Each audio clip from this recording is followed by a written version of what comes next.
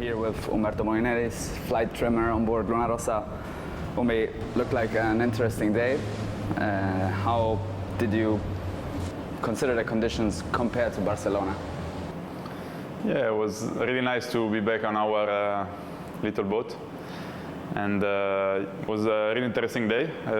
Some waves and good breeze, and so we did a lot of straight line tested, and it was good to compare the two tacks, the two different wings.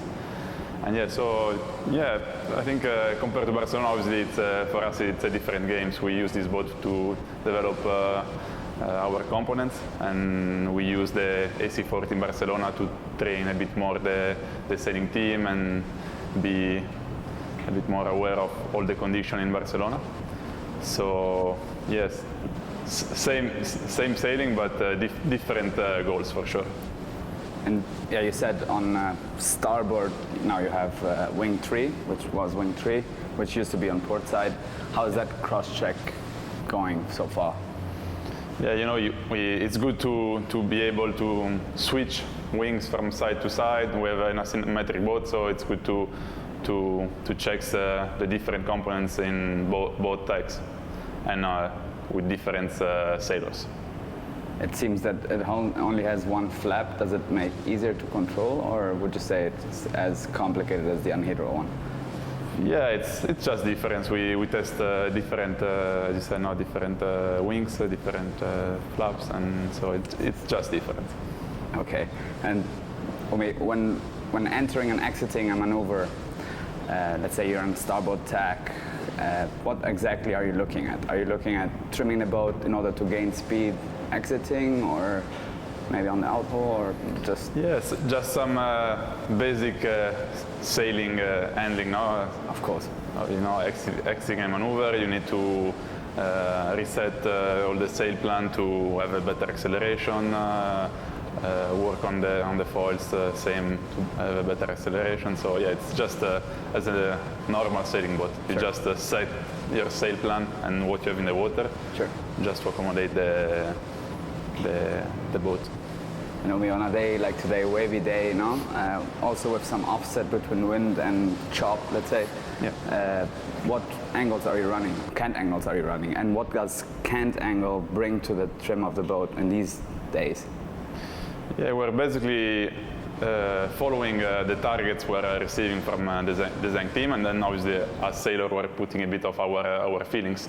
And yeah, we're sweeping from different cant angles, as you can see from outside, and just to understand which is the best configuration.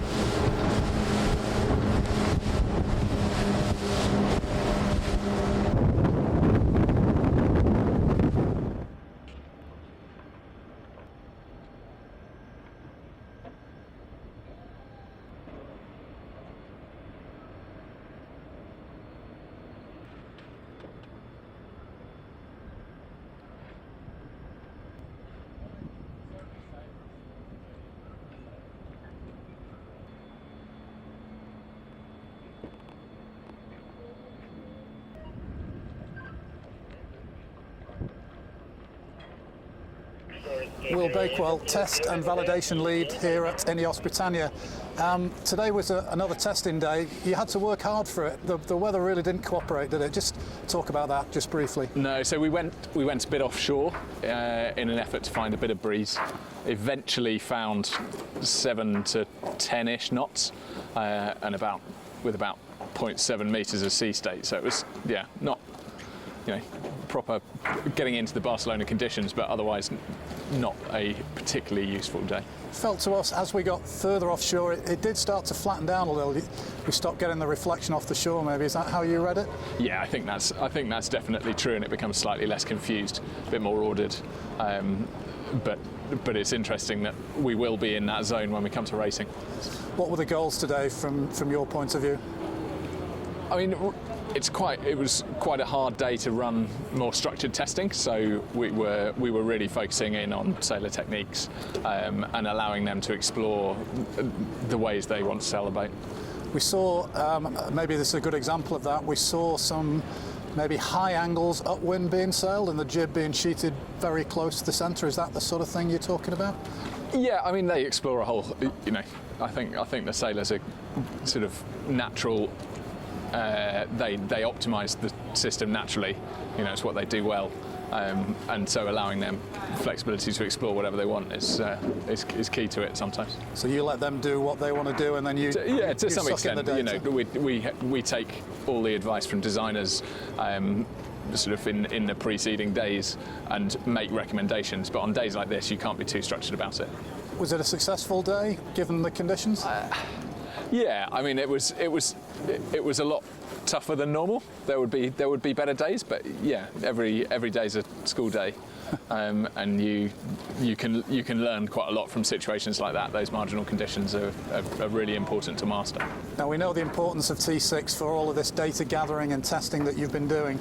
I'm interested to know, when you do these tests, are you often repeating tests that you've done before? You just getting more and more data on it, or is there new stuff that you're doing? Well, sometimes it's the same test with a different boat configuration. Sometimes we just subtly change the way we do the tests to suit conditions based on the results we've got before. You know, it does constantly evolve, but we come back to the same tests quite often. Yeah. When you were out two-boat testing the other day, it struck me, are you gathering data just from T6, or are you able to gather data from the AC40 as well? I mean, we get the logs off the AC40 as well. It's obviously slightly, because we spend less time, we have spent less time sailing that boat. Interpreting those logs is slightly more challenging than the stuff that we've spent so much time on ourselves, but it's absolutely all relevant information, and those deltas between those boats are really valuable. All right, we'll leave it at that. Thanks for sharing with us. Thank you.